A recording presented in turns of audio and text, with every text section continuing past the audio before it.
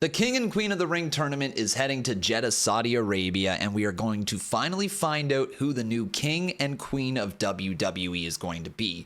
Now, granted, we don't know what they get for being King and Queen of the Ring other than a crown on their head, but we can assume there's going to be big things in store for the winners of this tournament. There is also lots of championship matches set to go down at this pay-per-view, or premium live event, I guess I should say. So without further ado, let's get right into it. But before we do so, make sure you hit that like, make sure you follow this channel, and all that great stuff. All right, let's kick things off here with Liv Morgan's Revenge Tour as we get Liv Morgan versus Becky Lynch for the Women's World Championship. This entire feud has been about Liv Morgan looking to get revenge. I mean, that's what the Revenge Tour obviously implies.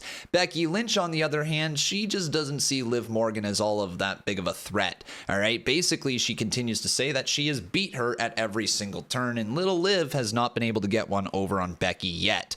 That changes in Saudi Arabia. My official prediction is the Liv stands are going to finally get to celebrate. They're going to finally get to cheer little Liv as world champion. And this will be a world championship where she is viewed as a true champion, not just this person who happened to cash in the Money in the Bank contract and walked out with a championship. No, this will be a crowning achievement for Liv Morgan at King and Queen of the Ring. Now, I know a lot of people are saying like it maybe is too soon for Liv Morgan, but for me, seeing the reaction online that she had when she didn't win the Women's World title in that Battle Royal definitely leads me to believe that she is going to win this thing. So my official prediction is Liv Morgan wins, although I don't think Becky is going to lose all momentum after this. I think we get a series of matches moving forward. So next up is the triple threat match for the Intercontinental Championship. My boy Sami Zayn defends his title against Big Bronson Reed and Chad Gable.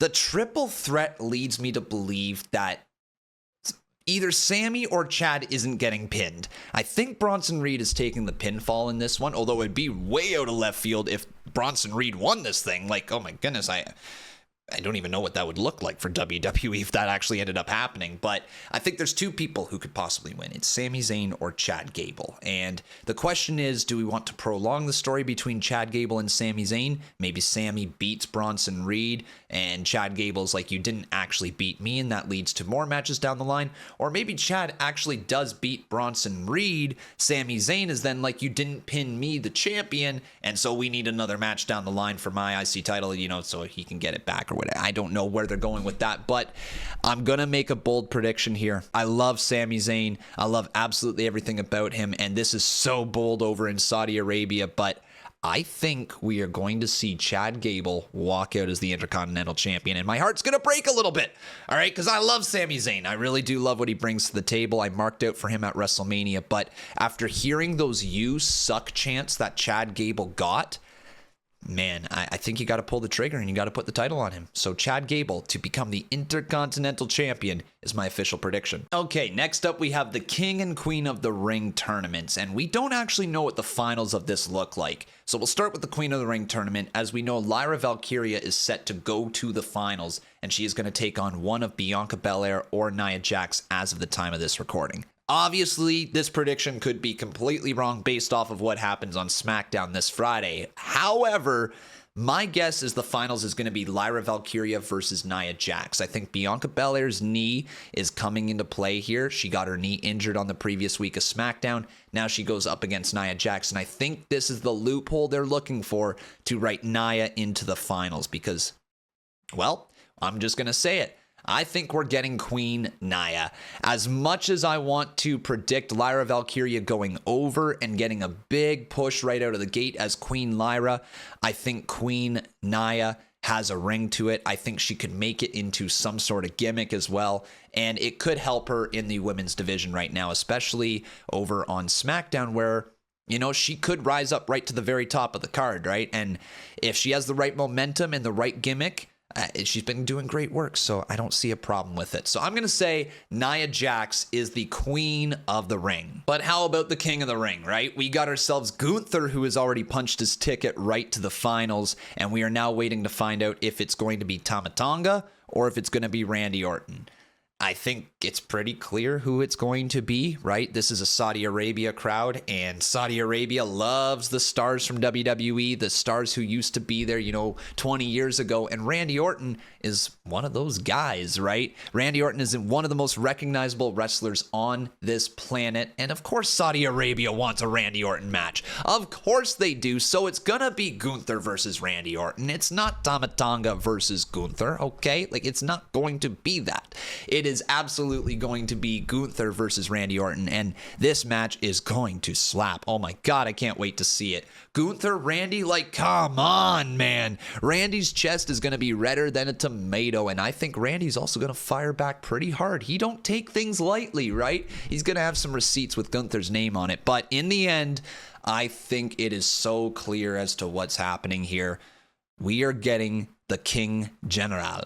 We are getting King Gunther. That is the next step for him. That is what elevates him to the next level. That is what brings him up to the main event scene and hopefully going to make him a world heavyweight champion in the near future. But my pick for the King of the Ring is Gunther. All right, Future Connor here. Just really quickly, we got some news that there is actually something on the line for the King and Queen of the Ring tournament. Triple H literally just announced it, saying that the winners of the King and Queen of the Ring tournament will get a title opportunity at SummerSlam. So this is exactly what I was asking for. This is good. This is really, really good, and it makes the finals even more unpredictable. So take it away, past Connor, but keep that in mind, guys.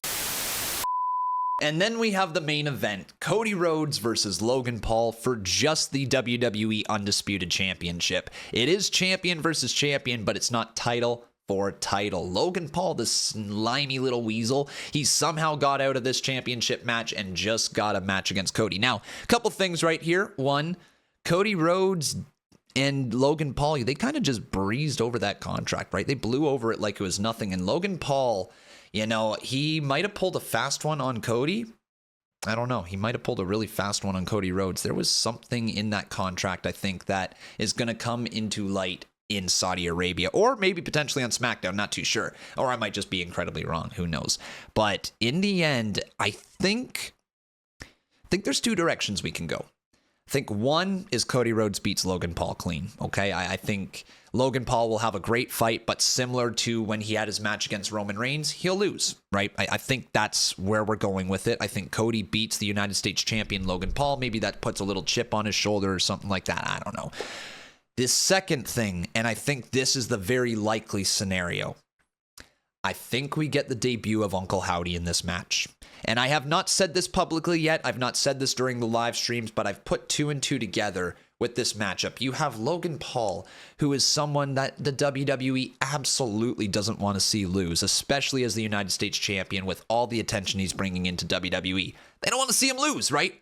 Cody Rhodes, they definitely don't want to see him lose, certainly don't want to see him lose the championship. So you kind of booked yourself into a corner here. You helped by taking away the title of Logan Paul, that it's not on the line. So that's really good. You helped out with that. But how do we get out of this match? How do we get to a finish that protects both of these guys? Uncle Howdy. I think Uncle Howdy and the Wyatt Six, or whatever they're going to be called, make their debut at the end of this match, attacking both Cody and Logan Paul. So we don't know if they are good or if they are bad.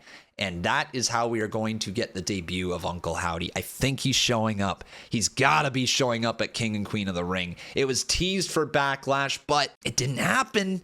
And it's been heavily teased for King and Queen of the Ring, and it's got to happen. So I'm going to call it right here. We don't get a finish to this match. Neither Logan Paul or Cody Rhodes actually win the match, and it is going to be Uncle Howdy putting a stop to everything, and that's how we end the show. But let me know your predictions in the comments below. King and Queen of the Ring is going to be a lot of fun, and I will be live covering it all day on Saturday. I got a quiz game before King and Queen of the Ring, so if you guys want to come hang out at 11 a.m., we will play some wrestling trivia with you guys. And then, of course, we will be reacting to all of the events that go over in Saudi Arabia at the King and Queen of the Ring tournament. We cannot wait to cover it. I cannot wait to be here with you guys. So make sure you join us Saturday for the live stream. We'll see you then, but take care. Leave those comments down below. Leave a like on this video, subscribe, all that call to action type of crap that I got to do now that I make videos.